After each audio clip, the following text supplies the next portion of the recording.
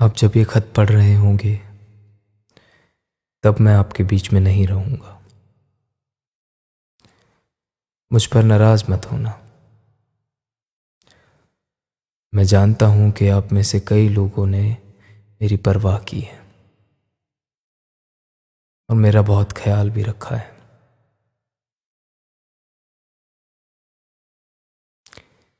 मैं हमेशा से लेखक बनना चाहता था, विज्ञान का लेखक, कार्ल सेगन की तरह। मैं हमेशा से लेखक बनना चाहता था, विज्ञान का लेखक, कार्ल सेगन की तरह। लेकिन अब मैं बस ये पत्र ही लिख पाऊंगा।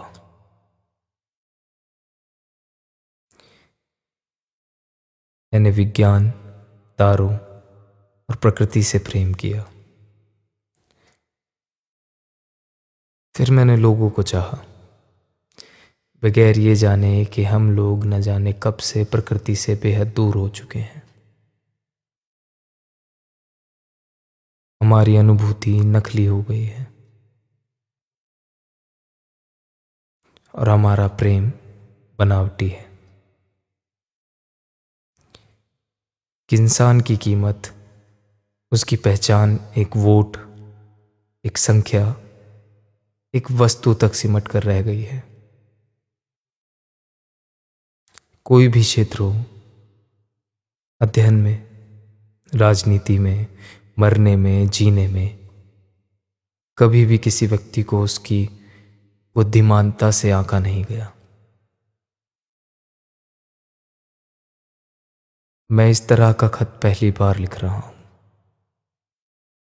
मैं पहली बार अंतिम पत्र लिख रहा हूं।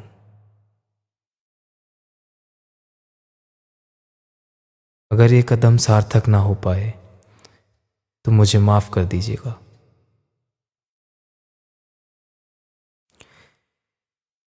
हो सकता है इस दुनिया, प्यार, दर्द, जिंदगी और मौत को समझ पाने में मैं गलत था। कोई जल्दी नहीं थी, लेकिन मैं हमेशा से जल्दी में रहा था। एक जिंदगी शुरू करने की हड़बड़ी में था। इसी क्षण में कुछ लोगों के लिए जिंदगी अभिशाप है। मेरा जन्म मेरे लिए एक घातक हादसा है। अपने बचपन के अकेलेपन से मैं कभी उभर नहीं सका।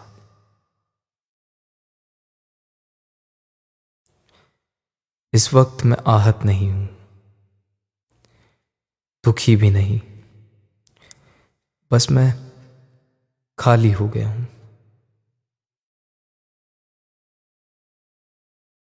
ये दुखद है कि इसी वजह से मैं ऐसा कर रहा हूं।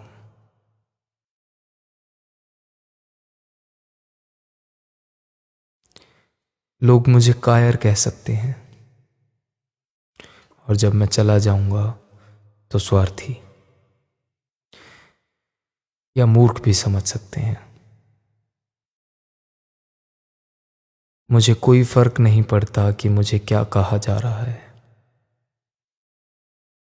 मैं मौत की बात की कहानियों, भूतों या आत्माओं में विश्वास नहीं रखता। अगर किसी बात पर विश्वास करता हूं तो वो ये है कि मैं अब सितारों की सैर कर सकूंगा और दूसरी दुनिया के बारे में जान सकता हूं।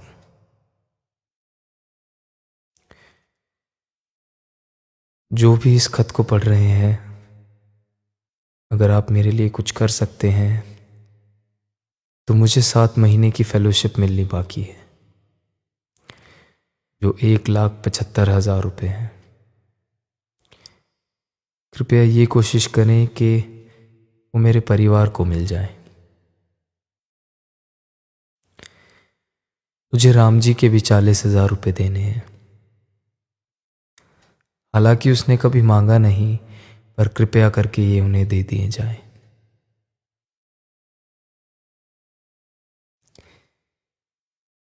मेरी अंतिम यात्रा को सहज और शांतिपूर्ण रहने दें। ऐसा व्यवहार करें कि मैं बस आया और चला गया। मेरे लिए आंसू ना बहाएं। बस ये समझ लें कि मैं जिंदा रहने से मरने में ज़्यादा खुश हूँ।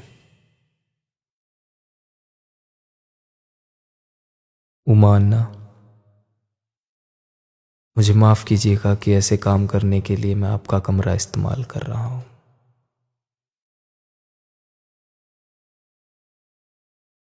माफ़ करना, मैं आप सबको निराश कर रहा हूँ। आपने मुझे बेहद प्यार दिया। मैं आपके उज्जवल भविष्य के लिए ढेर सारी शुभकामनाएं दे रहा हूँ।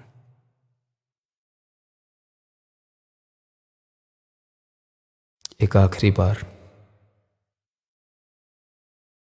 जय भीम।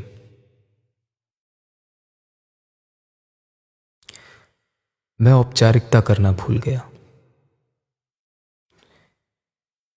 मेरी खुदकुशी के लिए कोई जिम्मेदार नहीं है। किसी ने ऐसा करने के लिए मुझे उकसाया नहीं है,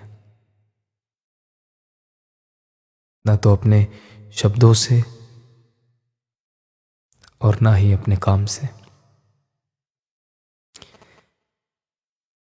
ये ये मेरा फैसला है और मैं अकेला व्यक्ति हूं जो इस सब के लिए जिम्मेदार है।